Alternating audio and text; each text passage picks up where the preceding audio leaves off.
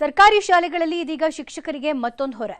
ಮೊಟ್ಟೆ ಹಾಗೂ ಬಾಳೆಹಣ್ಣಿನ ಬೆಲೆ ಏರಿಕೆಯಿಂದಾಗಿ ಕೈಯಿಂದ ದುಡ್ಡು ಹಾಕಿ ಖರೀದಿ ಮಾಡಬೇಕಾಗಿರೋ ಅನಿವಾರ್ಯತೆ ಎದುರಾಗಿದೆ.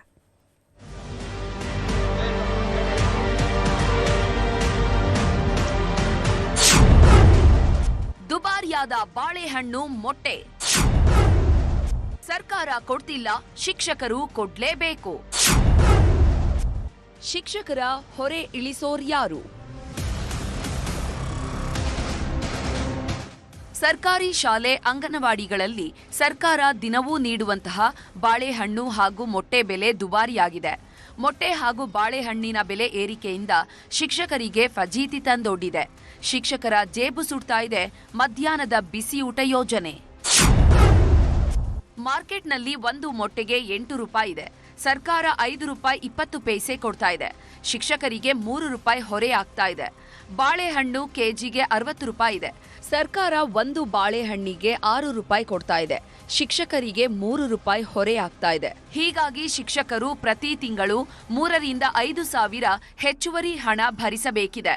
ಸರ್ಕಾರ ನಿಗದಿಪಡಿಸಿದ ಮೊಟ್ಟೆಯ ದರ 500 ರೂಪಾಯಿ ಆದರೆ ಮಾರ್ಕೆಟ್ ದರ 7 ರಿಂದ 8 ರೂಪಾಯಿ ಇದೆ. ಇದನ್ನು ನಿಭಾಯಿಸಲಿಕ್ಕೆ ಮುಖ್ಯ ಶಿಕ್ಷಕರಿಗೆ ತುಂಬ ತೊಂದರೆ ಆಗ್ತಾ ಇದೆ. ಹೀಗಾಗಿ ಶಿಕ್ಷಣ ಇಲಾಖೆಯ ಅಧಿಕಾರಿಗಳು ಮತ್ತು ಸರ್ಕಾರ ಇತ್ತ ಗಮನ ಹರಿಸಿ ಮೊಟ್ಟೆಯ ದರಕ್ಕೆ ಸೂಕ್ತವಾದಂಥ ಒಂದು ಇಲಾಖೆ ಆದೇಶ ಹೊರಡಿಸಿ ಮುಖ್ಯ ಶಿಕ್ಷಕರಿಗೆ ಒಂದು ಉತ್ತಮ ರೀತಿಯಲ್ಲಿ ಮೊಟ್ಟೆ ನೀಡುವಂಥ ಒಂದು ವ್ಯವಸ್ಥೆಗೆ ಅನುಕೂಲ ಮಾಡಬೇಕಂತ ನಾನು ಆಗ್ರಹಿಸ್ತಾ ಇದ್ದೇನೆ.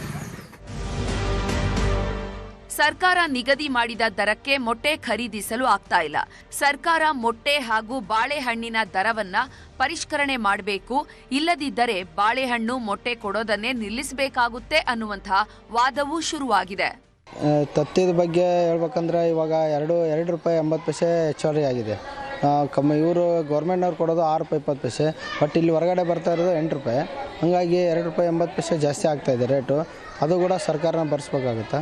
ಆಮೇಲೆ ಬಾಳೆಹಣ್ಣು, ಇವಾಗ ಬಾಳೆಹಣ್ಣು 6 ರೂಪಾಯಿ ಗೌರ್ಮೆಂಟ್ ಕೊಡ್ತಾಯಿದೆ, 50 ಪೈಸೆ ಎಕ್ಸ್ಟ್ರಾ ಸರ್ ನಮ್ಮ ಮುಖ್ಯೋಪಾಧ್ಯಾಯರು ಕೊಡ್ತಾಯಿದ್ದಾರೆ. ಅದರಲ್ಲಿ 50 ಪೈಸೆ ಅಂದರೆ ಟೋಟಲ್ 3 ರೂಪಾಯಿ 80 ಪೈಸೆ ಅದು ಎಕ್ಸ್ಟ್ರಾ ಆಗುತ್ತೆ ಸರ್ ಒಂದು ಡೈಲಿ ಒಂದು ಹುಡುಗರಿಗೆ. ಮೊಟ್ಟೆ ಕೊಡುವ ಸರ್ಕಾರ ಮೊಟ್ಟೆಗಳಲ್ಲಿ ಸೆಲೆನಿಯಂ ಮತ್ತು ಜಿಂಕ್ ಖನಿಜಗಳಿದ್ದು ರೋಗ ನಿರೋಧಕ ಶಕ್ತಿಯನ್ನ ಬಲಪಡಿಸುತ್ತದೆ ಅಂತ ಪ್ರಚಾರ ಮಾಡಿಕೊಳ್ತಾ ಇದೆ. ಆದರೆ ಶಿಕ್ಷಕರಿಗೆ ಹೊರೆ ಆಗ್ತಾ ಇರುವ ಬಗ್ಗೆಯೂ ಒಮ್ಮೆ ನೋಡಬೇಕಾಗಿದೆ. ಶರಣಪ್ಪ ಬಾಚಲಪುರ, ನ್ಯೂಸ್ 18 ಕೊಪ್ಪಳ.